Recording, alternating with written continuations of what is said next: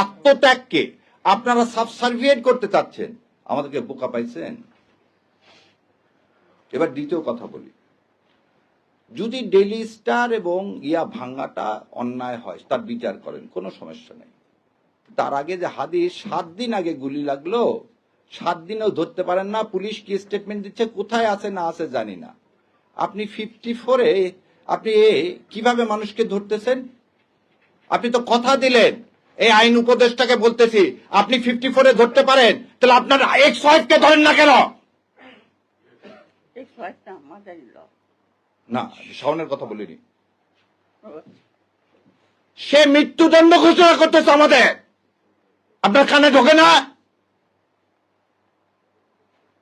বেঈমান কোথাকার, হাজির রক্তের সাথে বেঈমানি করে আপনি 54 প্রয়োগ করে আবার সেই কি করতেছেন, দাড়ি টুপি আলাদা ধরতেছেন।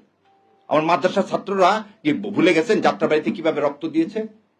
এই রক্তের উপর বেঈমানি করতে আপনার লজ্জা লাগে না? লজ্জা লাগে না আপনার? এবার আসেন, ধরে নিলাম তর্কের খাতিরে যে বাংলা এডিশনের প্রতিষ্ঠাতা কে? ইলিয়াস ভাই।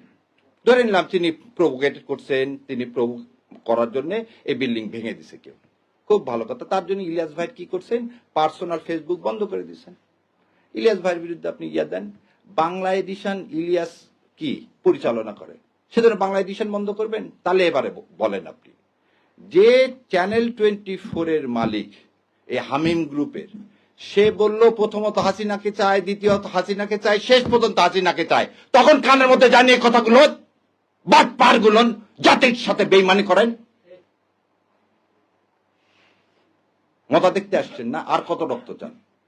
লজ্জা লাগে না নিজের সন্তানদের এইভাবে বিলীন করে দিতে, দেশের সার্বভৌমত্ব বিলীন করে দিতে?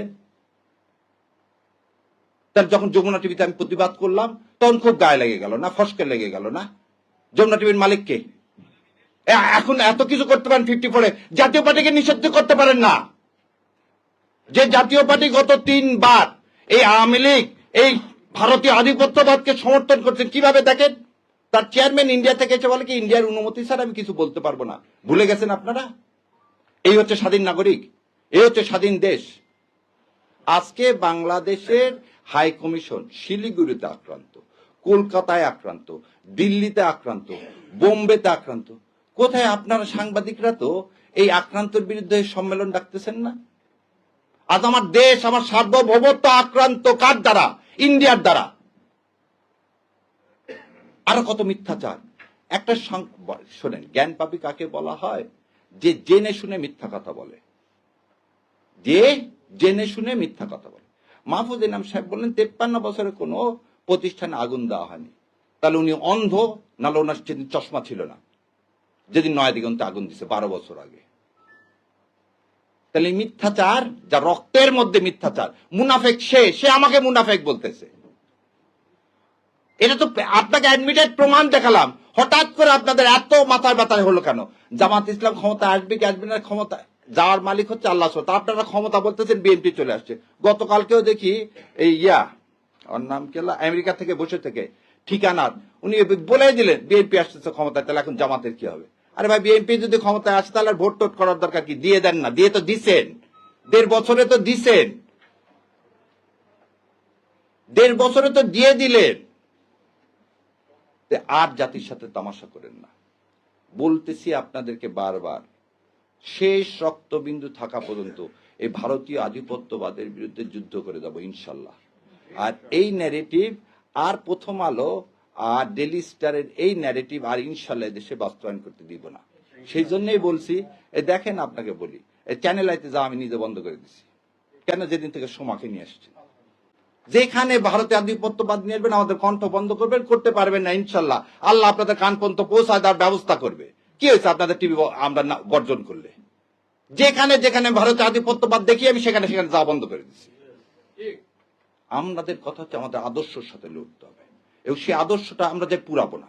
আমরা আমাদের কথা বলে যাব, যেখানে পছন্দ হবে না ভাই সেখানে যাবো। আর পুরানার রাজনীতি করে ভারত, এবং ভারতের দালাল হচ্ছে প্রথম আলো। শোনেন, একটা জিনিস শেষ করে দিচ্ছি, যার শত্রু ভারত তার আর কোনো শত্রুর দরকার নাই। যার শত্রু ভারত তার আর শত্রুর দরকার নাই। আর যার বন্ধু ভারত তার আর মৃত্যুর বেশি দিন নাই। তাই আমি জানি না আমার বিএনপির ভাইরা এই আনন্দবাজার পত্রিকার তারা বিবৃতি দিয়ে জানাবেন। যদি বিবৃতি দিয়ে না জানান, আপনাদের মাধ্যমে জাতির কাছে বলে যাচ্ছি, বিএনপির তার মৃত্যু সন্নিকটে, যদি ওই তথ্য সত্য হয়। আপনি ভারতের কাছে দস্তখত দিয়ে যদি দেশে আসেন, তাহলে আপনার মৃত্যুর সন্নিকটে। আপনার বাবার রক্তের সাথে তাহলে আপনি বেইমানি করতেছেন, আপনার মায়ের রক্তের সাথে আপনি বেইমানি করতেছেন। আপনার বাবা তালপট্টি দিয়ে দেয়নি বলে শেখ হাসিনাকে এখানে ঢুকানোর 17 দিনের মাথায় আপনার বাবাকে হত্যা করা হয়েছে। আপনার বাবা পানি চুক্তির আন্ডারে ফারাক্কাকে বলছিল উড়িয়ে দিবেন। আপনার মা এই পানির দাবিতে ইউএন পর্যন্ত গেছিল। সেজন্য আপনার মাকে কিন্তু ক্ষমতা থেকে কিভাবে চলে গেছে। আর আমার ধারণা আপনার মাজার ব্যথা এখনো যায়নি। যদি মাজার ব্যথা এখন অনুভব করে থাকেন, বিশ্বাস করেন না ইন্ডিয়াকে, বিশ্বাস করছেন তো মরছেন। আর এই দেশের মানুষ ভারতে আধিপত্যবাদ জীবনেও মেনে নিবে না। তো দয়া করে আল্লাহর ওয়াস্তে এদেশে মানুষের সাথে কেউ বেইমানি করেন না, এতগুলো সন্তানের সাথে বেইমানি করেন না। আর ডেলি স্টাররা যখন আপনার প্রশংসা করবে, তখন বুঝবেন আপনি ভুল পথে আছেন। ইন্ডিয়া এবং ডেলি স্টার যখন আপনার প্রশংসা করবেন, তখন বুঝবেন আপনি ভুল পথে আছেন। সেজন্য বিএনপির ভাইদেরকে আমি বলে দিচ্ছি, আপনারা ভুল পথে আছেন। কারণ আপনারা ওখানে ডেলি স্টার এবং প্রথম আলোতে খুব বলছে আপনারা ক্ষমতা আসতেছে, শত্রুকে চেনেন। আর আমার বেশি কথা মানায় না। আমার শ্রদ্ধেয় শিক্ষক এখানে উপস্থিত আছেন, আপনারা আমাদের জন্য দোয়া করবেন। আর অন্তরের অন্তঃস্থল থেকে সাংবাদিক ভাই, আপনাদেরও দায়িত্ব আছে। দয়া করে এই মিথ্যাগুলোকে আপনারাও বলেন যে একটা লোক, একটা বিল্ডিং আগুন লাগলো, সে ঢুকলো কিভাবে, বেরোলো কিভাবে, আর সে কিভাবে বলে যে সাংবাদিক পুড়িয়ে মেরে ফেলে দেওয়ার ষড়যন্ত্র হয়েছে। কোনো তাকে আগুন লাগলে কি হবে? কাউকে তো ঢুকতে দেওয়া হবে না, ভিতরে দাঁড়াচ্ছে তাদেরকে বের করে আনা হবে। উনি কি ডাক্তার? উনি কি ফার্স্ট এইডার? না উনি ফায়ার ব্রিগেডে জয়েন করছে? এর থেকেই বোঝা যায় এটা কত পরিকল্পিত, কত সুপরিকল্পিত। এর জন্য ধিক্কার জানাই। আর সর্বশেষে বাংলা এডিশন যদি বন্ধ করেন, আর যদি আপনি চ্যানেল 24, চ্যানেল আই, এই যমুনা, এগুলোর লাইসেন্স যদি বন্ধ না করেন, প্রথম আলো আর ডেলি স্টারের যদি আপনি লাইসেন্স বন্ধ না করেন, তাহলে দয়া করে এই ভণ্ডামো বাদ দেন। গদিতে যেমন আমরা বসাতে জানি, ধাক্কা দিয়ে ফেলাতেও জানি। তো ইনশাল্লাহ আল্লাহ আমাদের সে তৌফিক দেখ সৎ কথা বলার এবং সৎ পথে চলার। আমিন। আসসালামু আলাইকুম রহমতুল্লাহ।